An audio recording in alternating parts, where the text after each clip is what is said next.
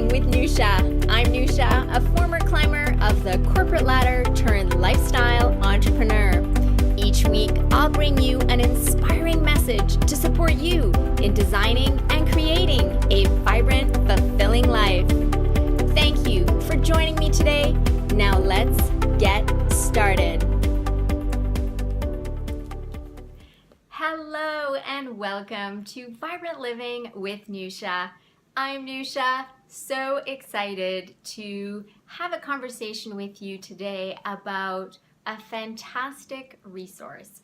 And this is a resource that can support you, your friends, your family, to really be aware of some hidden household dangers. And if we reflect for a moment, we spend about a third of our lives at home, really sleeping. Hopefully we're getting enough rest, so it's about a third of our lives. And if you're working from home, you spend even more time at home. And so to take a moment to reflect on how we can elevate our health in the home. We look at our physical health and our body, and that's awesome, but then let's take a look at the environment in which we spend a lot of time in. And so I'm super grateful, and I want to acknowledge two men that have taken the time to put together a phenomenal book that includes tips, resources, and above all, the science behind how we can create a healthier home. And so this is the book. It's The Healthy Home, and you'll see the authors are at the top. So you can Google drwentz.com and learn more about him. He's a visionary and a trailblazer in cellular nutrition, and he wrote this book with his son. They're both super passionate about elevating health on the planet and really creating safer, non-toxic homes. And so if you want to learn more about the book, Dr. Wentz, you can also visit NoushaBehbahanian.com. Under the resources section, the My Healthy Home book will be one of the resources there. And there's actually a website that goes with it that has all the science, and there's some fun quizzes you can do as well. So for now, for today, what I thought I could do is just give you a taste of what's in the book and explore some of the tips and resources that they offer so that you can apply them like now, right away.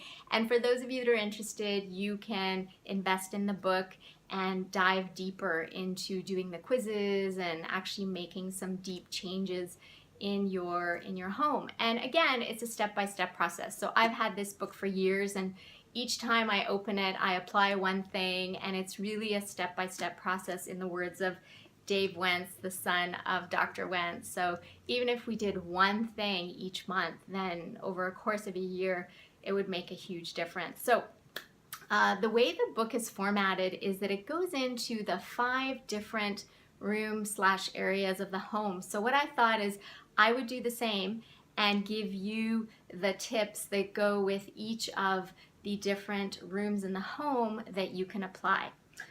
So let's start with the bedroom. So why we're starting with the bedroom is because, again, we spend about a third of our lives sleeping, and hopefully we're all getting enough rest.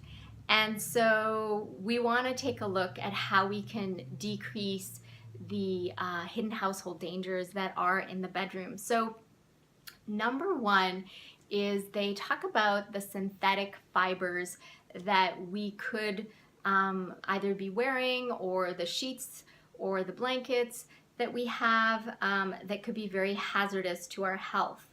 And so these include acrylic, polyester, acetate, nylon, and anything that's labeled static resistant or wrinkle resistant, permanent press, no iron, stain proof, or moth repellent. These are all synthetic fibers. And so we want to go for more natural alternatives like cotton, obviously the linen, wool, cashmere, silk, and hemp. So let's see now. Tip number 2, the mattress. So for anyone that has a mattress that's older than 2005, then this will be a really important tip to consider. The average furniture store will have two basic types of mattresses, is what they write in the book: the memory foam and the inner spring. And the key material of concern for both types of mattresses is polyurethane foam, a product so flammable that the insurance industry calls it solid gasoline. And so until 2005, the synthetic foam used in mattresses was typically saturated in highly toxic fire retardant chemicals called polybrominated diphenylene ethers, short for PBDEs. And so if you have a mattress that is older, highly recommend to take a look at upgrading it. And if you are in the market for a new mattress, then consider some organic alternatives. Again, there's more science and details in the book. This is just an overview. Another one that is my favorite is the digital clocks that we have in our bedrooms. And so let's see, what have they written about that? I'm just going to read it straight from the book in their scientific words. So just a flash of light in the middle of the night is enough to signal the pineal gland that the night is ending and it's time to get up. Melatonin production is immediately ramped down. So that little light that we have that has the digital time, that can over time affect the pineal gland. And so, you know, a simple solution is to buy night lights, alarm clocks, and other bedroom electronics that are illuminated with red light, which is less disturbing to melatonin production than white or blue light. And, you know, even taking it further, the alternative that I have is that I actually have a clock that uses batteries, of all things. So that is even taking it further, and I personally really appreciate that and like that. Okay, so this is the bedroom. Now let's move on to the bathroom. And so the bathroom, I actually did an episode, number 30, Vibrant Living with Nousha. You can look at it on iTunes or YouTube. And I talk about parabens and sulfates and how you want to check the labels in your bathroom for these ingredients because they are highly toxic. They are in perfumes and antiperspirants and lotions and even toothpaste. There's all kinds of things in them as well. So you want to be mindful of what you're putting on your skin. And so this is an excerpt from the book. Do you ever wonder just how many chemicals are being absorbed through the skin and into the body when we use these items? You don't have to wonder. A recent study found more than 200 chemicals present in just the umbilical cord blood of newborns. And this is cited, so when you get the book, you can see where they found the information and the science and the research studies. Once our infants leave the relatively safety of the womb, how many more sweet-smelling chemical compounds do we deliberately subject them to?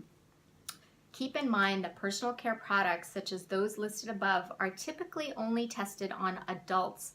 An estimated 10,500 different chemicals are used in cosmetic, skincare treatments, and other personal products.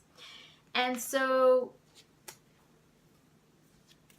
preservatives, by their very nature, are designed to be cytotoxic. In other words, they kill cells.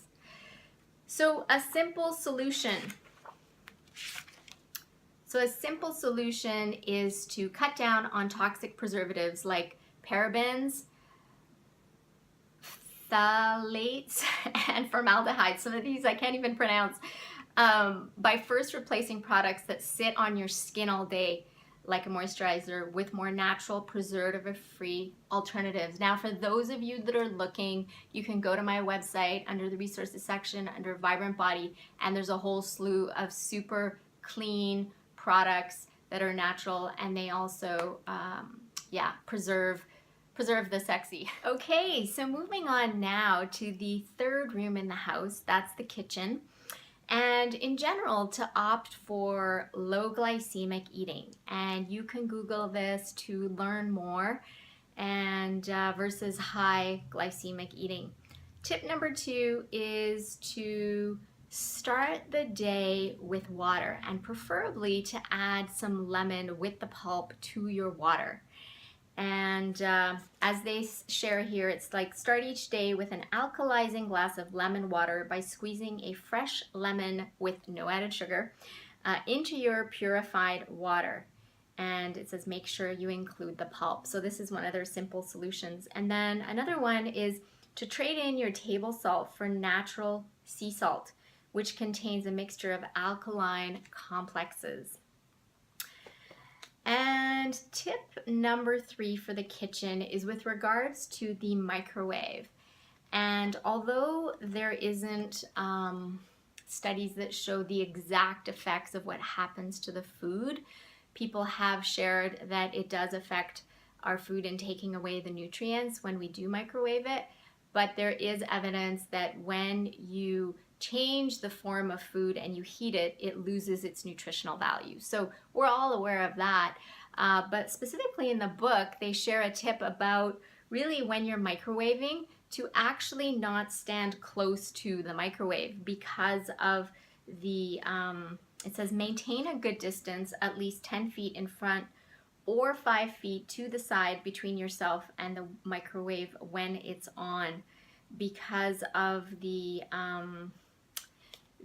negative effects of the microwave. So again, when you take a look at the book, you could see all the details. As well, you can visit myhealthyhome.com. On their website, they share more information and more of the science. This is just meant to be an overview, and I want to pack in as much as possible. So tip number 4 for the kitchen is in terms of our water. And this is very interesting. Very interesting thing about water. The Safe Drinking Water Act of 1974 covers only 91 contaminants, yet an estimated 60,000 chemicals are used within the United States. So this was jaw-dropping for me in that, yes, there are efforts to create pure water. However, there's still a lot in our water that we're not aware of. And if you do have the time, you can get the sticks to check the alkaline level of your water, the pH, and just to also see any chlorine or any other contaminants that are in the water. So one of the things I recommend in episode number 30 is to look at the site ewg.org, and on there they share some of the ways, depending on where you live in the world, because there are some places in the world where the water is relatively better and others where it's not. So ewg.org really helps you navigate what kind of filter you want to look at, what your budget is, etc., etc. Awesome resource. So I invite you to check that out. Now we move on to the general living areas. So I know many people don't do this, but this is for all the people that do, is to say goodbye to air fresheners and instead opt for essential oils. So there are an abundance of lovely companies that offer essential oils that you can explore, and really to buy the oils and put a few drops, lemon, orange, grapefruit, what have you, into water and use that as an air freshener instead, which is cleaner, purer, more natural. And then the next one for the living area is cell phones. So it's really to limit our use of cell phones, and really to opt to have perhaps at home a landline. And you know, I've done this myself, and it's made a huge difference. I can feel it in my health. And some friends who report they use their cell phones all the time, they know that it's not so great. And you know, it's just taking that step and using it less, and getting people to call you on your landline, obviously when you're at home. And as well, to also with kids, obviously, to not have them be exposed to the cell phones either, because that could have, you know, more extreme effects because their bodies, their brains, everything is still developing. So simple solution that's provided here. Again, there's a lot of science, facts, and information that really paints a picture of what exactly is going on with these hidden household dangers. I'm just giving you a very brief overview and then giving you a simple solution. So I highly suggest you invest in the book if you are interested. And by the way, all the proceeds of the sales of the book go to an effective nonprofit that provides education, nourishment like food, as well as medical care for impoverished children. So it's super awesome, and I'm super excited to be part of this movement to really elevate our own health, and also as a result of purchasing the book, really supporting those that that are in countries where they may not have access to all the information that we have access to. So the solution is to use a regular corded telephone when at home or at work. Cutting even 20% of your daily RF, so radio frequency exposure, is a step in the right direction. So they go into detail about RF, and it's really, really interesting. Okay, now final room area of the house is the garage and the yard. Now, for those of you that don't have a garage, then, I highly suggest that if you have found this information useful, is to share it with anyone you know that can benefit from this. And together we can elevate health in our community and on the planet.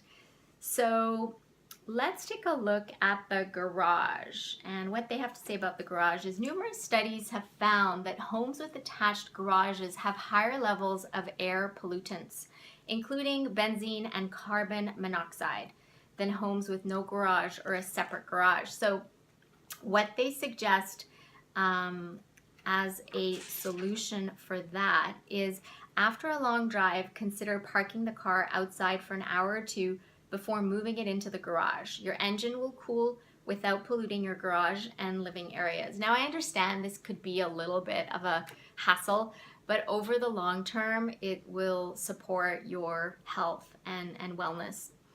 As well, this is an interesting one with the new car scent. This is fun. So the scent of a new car is the off-gassing of fresh plastics, vinyls, leathers, paints, and the synthetic carpets. And new car owners are sucking it down by the lungful. So one simple solution is don't set your car's air conditioner or heater to recirculated air. Selecting the outside air option on your dashboard will reduce the number of pollutants you're circulating inside the car. That's that tip. And finally, for the garden, they have some awesome tips for the garden. There's one about decades after DDT was banned in the United States and most of the world, it's still being detected in penguins in Antarctica, thousands of miles from where it was used. So this is just a demonstration of something that we've done long ago, still has an impact, and we can all take steps today to lessen this impact and just shift the tide. And this is the tip here. If you want to make your yard friendly to insectivorous birds or beneficial insects, the first step is a no-brainer. Don't use synthetic chemical pesticides. So what you could do is plant a large, diverse range of plants in your yard. Native species are the best. The more the merrier and healthier, and this will support your healthy yard. And so, friends, this is a brief overview, and I tried to make it as brief as possible, but as you can see, there's just so much good information in this book. It's called The Healthy Home, and you can find this book on my website, NoushaBehbahanian.com, in the Vibrant Mind section. Friends, I hope that you have picked up one tip or one new resource. That was the intention for this episode.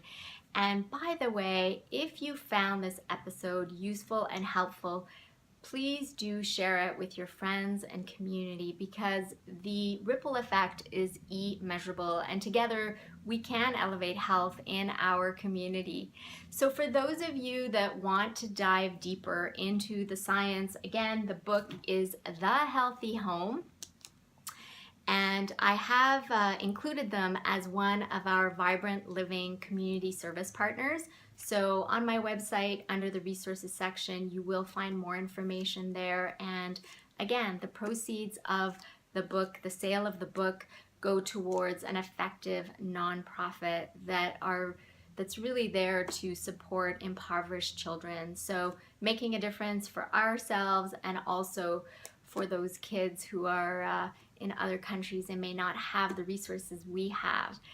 So for those of you that choose to apply some of these tips, even if you just applied one tip every month and were consistent with it, the effects after a year will just be phenomenal. So keep us abreast of how things are going, and you can always comment wherever you see this video. And if you're listening from iTunes or Google Play, join us on Facebook on our Vibrant Living community, and you can start a conversation there. We look forward to hearing from you.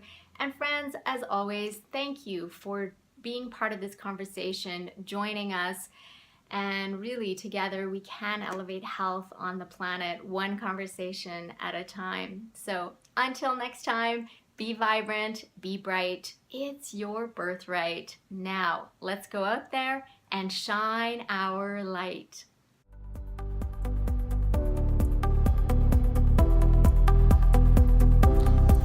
Thank you for investing this time with me on the Vibrant Living with Nousha podcast. I'm so glad that you joined our conversation. If you would take 2 minutes to positively impact someone's life by sharing this episode, that would be wonderful. Please leave us a review by visiting iTunes.